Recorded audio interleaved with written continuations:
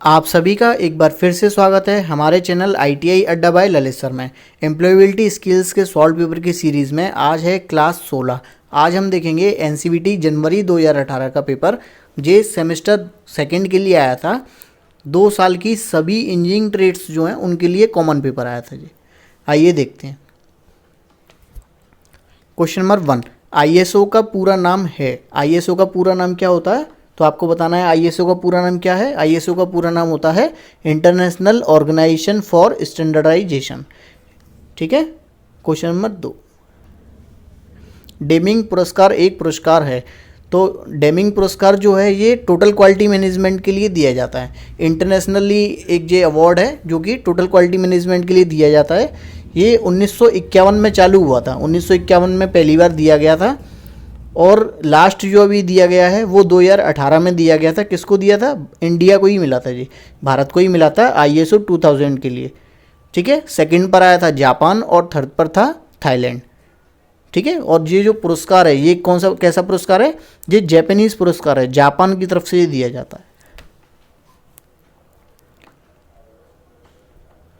Question number 3, उत्पादन और उसके कारकों के अनुपातिक संबंध को क्या कहते हैं? तो उत्पादन और उसके जो कारक होते हैं उनके अनुपात को हम क्या कहते हैं? कारक के प्रतिफल का नियम। ये कौन सा नियम है? कारक के प्रतिफल का नियम। कौन सा डॉक्यूमेंट रिकॉर्ड सभी ट्रांजैक्शन संबंधी नगद रसीद रखता है? तो आपको पता है एक नगद रसीद होती है, उसमें क्या होता है जो भी ट्रांजैक्शंस होते हैं, है ना, जो भी आवक और जावक रजिस्टर बोलते हैं इसको, आवक और जावक रजिस्टर, तो उसको हम क्या बोलते हैं? नगद किताब। इसमें जो भी आवक हुई वो और जो भी खर्चे हुए उन दोनों का ही लेखा जोखा रखा जाता है। कार्य पर चोट और बीमारी धन, समय और प्रयास लेती है। इस हानि को मैनेज करने का मुख्य रास्ता क्या है? तो ये इस तरीके की जो हानियाँ होती हैं, कार्य पर मान लो चोट लग गई या बीमारी हो गई, तो इसमें क्या होता है? पैसा बहुत वेस्ट हो जाता है, टाइम बहुत वेस्ट हो जाता है और एफर्ट लगता है उसको ठीक करने में।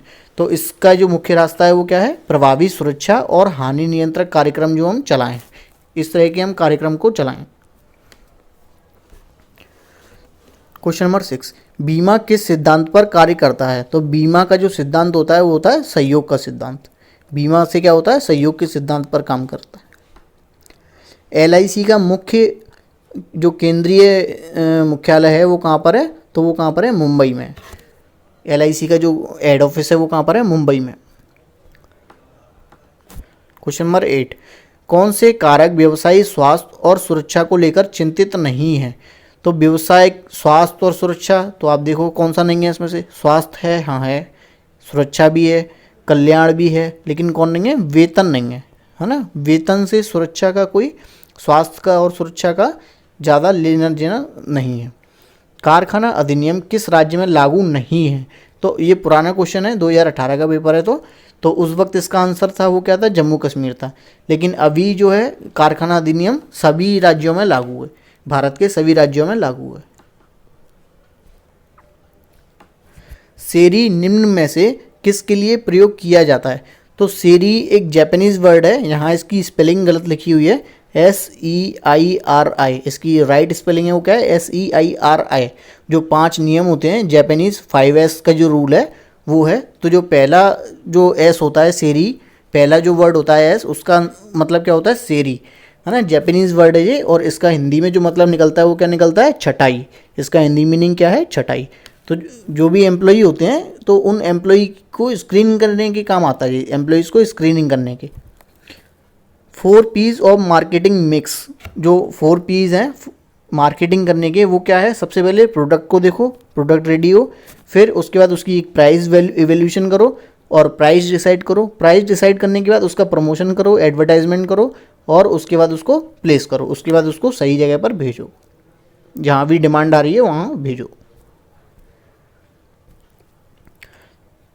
खारिज सामग्री के पुनः प्रसंस्करण से बने नए उपयोगी उत्पाद को क्या कहा जाता है? इसका क्या मतलब है कि अगर हम किसी चीज़ को रिसाइकल करके बनाएं तो उसको हम क्या कहते हैं? बेकार पदार्थ को फिर से उपयोग करना। जो भी बेकार पदार्थ है उसको हमने फिर से उपयोग कर लिया, फिर से उस मटेरियल को रिसाइकल कर लिया।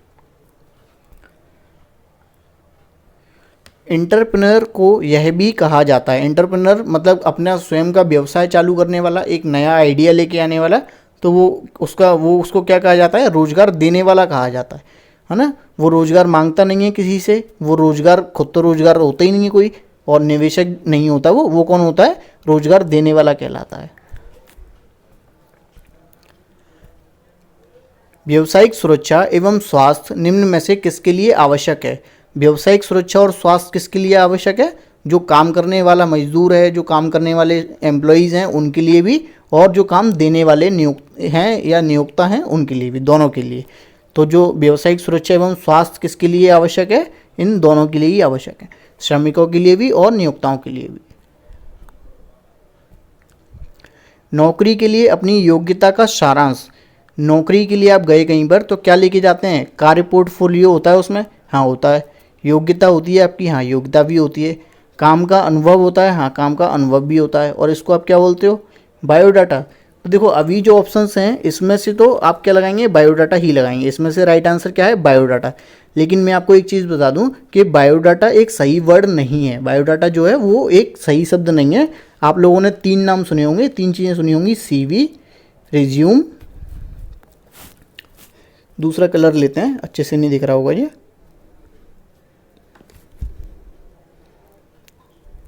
ये बेटर है। CV, रिज्यूम और बायोडाटा। CV, रिज्यूम और बायोडाटा। CV का क्या यूज़ होता है, जब आप एक फ्रेशर हैं और आपके पास केवल क्या है, योग्यता है, लेकिन काम का अनुभव नहीं है, तो आप क्या यूज़ करेंगे, क्या लिखेंगे उसमें, CV, करिकुलम वेटे। ठीक है, जब आपके पास कुछ एक्सपीरियंस आ गया, अब आपके पास योग्यता भी है और कार्य का अनुभव भी है, तो अब आप जो चीज़ बनाएंगे वो क्या बनाएंगे, उसको आप क्या बोलेंगे, उसको आप बोलेंगे रिज्यूम। और बायोडाटा जनरली जो वर्ड है वो यूज़ किया जाता है जब आप शादी और इन सब चीज़ों के लिए यूज़ करते हैं। ठीक है, जो बायोडाटा होता है उसमें आपकी जो जैसे आपकी जाति और आपकी और चीज़ें, जैसे कि आपका कलर, आपका जो भी आपकी हाइट है, ये सब चीज़ें उसमें दी जाती हैं। लेकिन ये सब चीज़ें CV और रिज्यूम में नहीं दी जाती। ठीक है, CV और रिज्यूम में केवल आपकी क्वालिफिकेशंस और आपके एक्सपीरियंस, वर्क एक्सपीरियंस के बारे में डिटेल्स होती है। तो इसका आंसर यहाँ से जो बनेगा वो क्या बनेगा, बायोडाटा। लेकिन इसका राइट आंसर जो होगा वो क्या होगा, CV या रिज्यूम। KYC का पूरा नाम है, तो देखो बहुत इंपॉर्टेंट चीज़ है KYC। आजकल आप लोग देख रहे हो कि बैंक्स में क्या कर रही हैं, बैंक्स अकाउंट्स फ्रीज कर देती हैं, अकाउंट्स बंद कर देती हैं।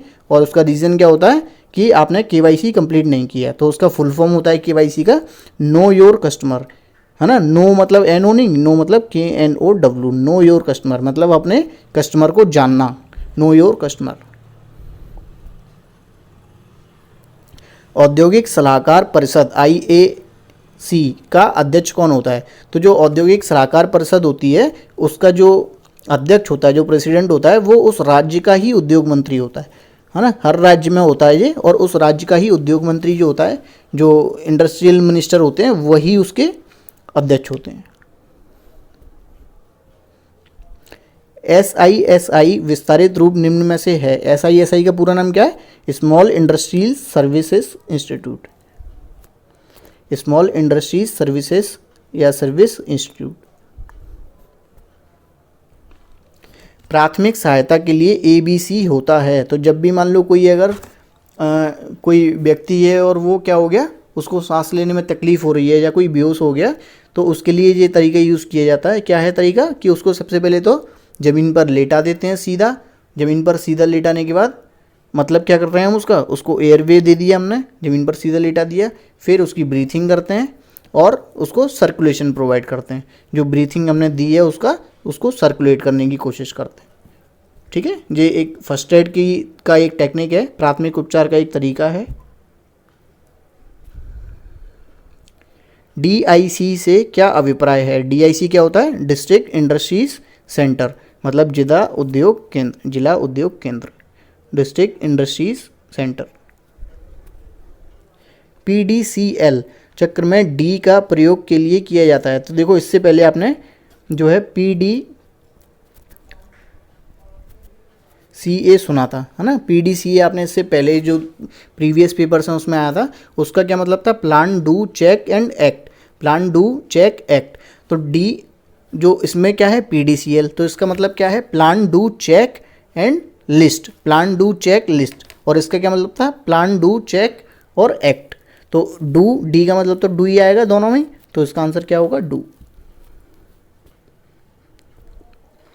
इकोसिस्टम से क्या आशय है, इकोसिस्टम से क्या आशय है, व्यवस्था का अंतर संबंध, हाँ ये भी है, और आत्मनिर्भर से उत्पन्न व्यवस्था, मतलब खुद पर निर्भर होने से जो उत्पन्न व्यवस्था हुई वो, और व्यवस्था के से अंतर संबंध, मतलब आप एक तो व्यवस्था बनी बनाई है उसके अंदर हो, और एक आपने खुद एक व्यवस्था बना ली, तो ये दोनों ही चीज़ें क्या हैं, इकोसिस्टम से के अंदर आती हैं। तो इसका आंसर क्या होगा, दोनों।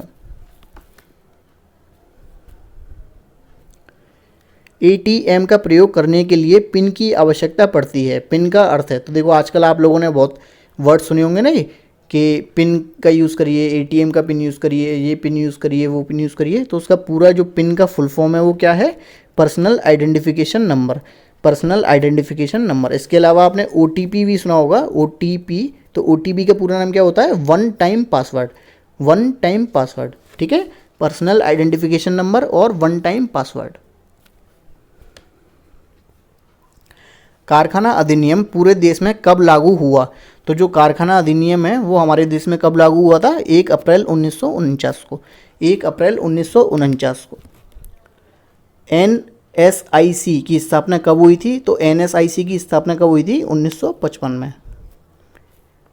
नेशनल स्मॉल इंडस्ट्रीज कॉरपोरेशन, इसका पूरा नाम क्या है, नेशनल स्मॉल इंडस्ट्रीज कॉरपोरेशन। और ये MSME के अंतर्गत काम करता है, किसके अंतर्गत काम करता है, MSME के, ministry of small and medium enterprises, MSME, ठीक है, MSME के अंतर्गत कार्य करता है। नेशनल स्मॉल इंडस्ट्रीज कॉरपोरेशन इसका नाम है, 1955 में ये इसकी स्थापना हुई थी।